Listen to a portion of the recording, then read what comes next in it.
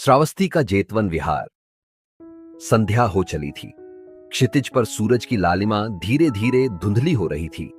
हल्की ठंडी हवा के झोंके वृक्षों की टहनियों को हौले हौले झुका रहे थे और चिड़ियों का कलरव जैसे एक नए संदेश का संकेत दे रहा था।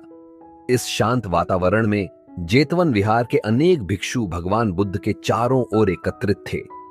उनके चेहरे पर जिज्ञासा थी, मन में ज्ञान की प्यास। आज भगवान बुद्ध उन्हें एक ऐसा रहस्य बताने वाले थे जो न केवल भिक्षुओं के लिए बल्कि संसार के हर मार्गदर्शक के लिए अनमोल था। भगवान बुद्ध ने भिक्षुओं की ओर देखा और शांत स्वर में बोले, हे भिक्षुओं, एक ग्वाला गायों का रक्षक यदि अपने गोयूत गायों के झुंड की रक्षा करना जानता हो तो उसकी गायें स्वस्थ, सुरक्षित और प्रसन्न रहती हैं। लेकिन यदि वह अपने कार्य में कुशल न हो तो उसका पूरा झुंड संकट में पड़ सकता है। सभी भिक्षु ध्यान से सुन रहे थे। वैसे ही जो भिक्षु धर्म विनय की रक्षा करना नहीं जानता वह संघ के लिए लाभकारी नहीं हो सकता। भिक्षु अब और भी जिज्ञासु हो गए। भगवान बुद्ध ने एक कथा सुनानी शुरू की। मान लो एक ग्वाला अपने गोयूत की देखभाल करता है, लेकिन उसमें 11 बुरी आदतें हैं। वह रूप स्वास्थ्य का ज्ञान नहीं रखता। उसे यह नहीं पता कि कौन सी गाय स्वस्थ है और कौन सी बीमार। वह लक्षणों को नहीं पहचानता। उसे यह समझ नहीं होती कि कौन सी गाय किस अवस्था में क्या संकेत दे रही है। वह मक्खियों और कीड़ों को दूर नहीं कर पाता, जिससे गायें कष्ट में रहती हैं। वह घावों को नहीं ढकता, जिससे घाव और खराब हो जाते हैं। वह धुआं नहीं करता, जिससे गायें मच्छरों और ठंड से बच नहीं पाती। उसे अच्छे चरागाह और जल स्रोत का ज्ञान नहीं होता, जिससे गायें पोषण नहीं प्राप्त कर पाती। वह शुद्ध जल और अशुद्ध जल का भेद नहीं कर पाता, जिससे गायें दूषित पानी पीकर बीमार हो जाती हैं। वह सुरक्षित मार्गों को नहीं जानता, जिससे गायें रास्ता भटक सकती हैं। उसे अच्छी चरागाह का पता नहीं होता, जिससे गायें कमजोर हो जाती हैं। वह बिना सोचे समझे गायों का सारा दूध निकाल लेता है, जिससे बछड़े भूखे रह जाते हैं। वह अनुभवी बैलों और वरिष्ठ गायों का सम्मान नहीं करता, जिससे पूरा झुंड अव्यवस्थित हो जाता है। भगवान बुद्ध ने गंभीर स्वर में कहा, ऐसा ग्वाला अपने गोयूत की रक्षा करने के योग्य नहीं होता। इसी तरह यदि कोई भिक्षु इन 11 दोषों से ग्रसित है तो वह धर्म संघ को बढ़ाने के योग्य नहीं होता। भगवान बुद्ध ने रुककर भिक्षुओं की ओर देखा और मुस्कुराए, लेकिन हे भिक्षुओं, अगर कोई ग्वाला इन सभी दोषों से मुक्त हो तो वह अपने गोयूत की उत्तम देखभाल कर सकता है। उसी प्रकार अगर कोई भिक्षु इन 11 गुणों से युक्त हो तो वह धर्म संघ की सच्ची रक्षा कर सकता है।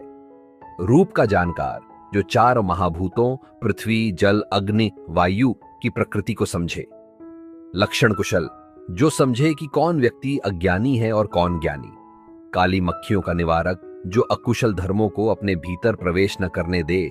व्रण को ढंकने वाला जो अपनी इंद्रियों का संयम करे। धुआं करने वाला जो सुने और समझे गए धर्म को दूसरों को विस्तार से बताए।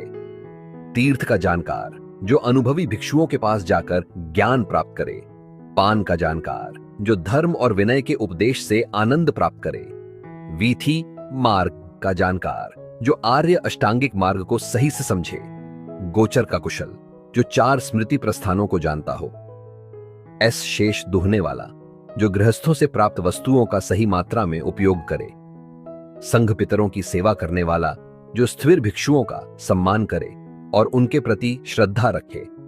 भगवान बुद्ध ने कहा, हे भिक्षुओं, जिस प्रकार एक योग्य ग्वाला अपने गोयूत की रक्षा करता है, उसी प्रकार जो भिक्षु इन 11 गुणों से युक्त होता है वही धर्म विनय की वृद्धि के योग्य होता है। यदि कोई भिक्षु ध्यान, ज्ञान, संयम और करुणा को अपनाता है तो न केवल उसका अपना कल्याण होगा बल्कि वह पूरे संघ को समृद्ध करेगा। सभी भिक्षु यह सुनकर गहरे ध्यान में चले गए। वे अब समझ चुके थे कि साधना केवल आत्म कल्याण के लिए नहीं बल्कि धर्म की रक्षा के लिए भी आवश्यक है। इस कथा से हमें क्या सीख मिलती है? नेता वही है जो अपने मार्ग का पूर्ण ज्ञान रखता हो। अहंकार, अज्ञानता और अनुशासनहीनता से धर्म की हानि होती है। सच्चा साधक वही है जो अपनी कमजोरियों को पहचान कर उन्हें सुधारने का प्रयास करे। संघ की समृद्धि केवल व्यक्तिगत साधना से नहीं, बल्कि आपसी सहयोग और करुणा से होती है। यदि यह ज्ञानवर्धक कथा आपको पसंद आई हो तो वीडियो को लाइक करें ताकि यह और लोगों तक पहुंचे। कमेंट करें कि इस कहानी से आपने क्या सीखा। अपने दोस्तों और परिवार के साथ शेयर करें ताकि वे भी इस ज्ञान का लाभ उठा सकें। हमारे चैनल को सब्सक्राइब करें ताकि आपको आगे भी ऐसी ही ज्ञानवर्धक कहानियां मिलती रहें। धन्यवाद। अगली कथा में फिर मिलेंगे। तब तक ध्यान और शांति बनाए रखें।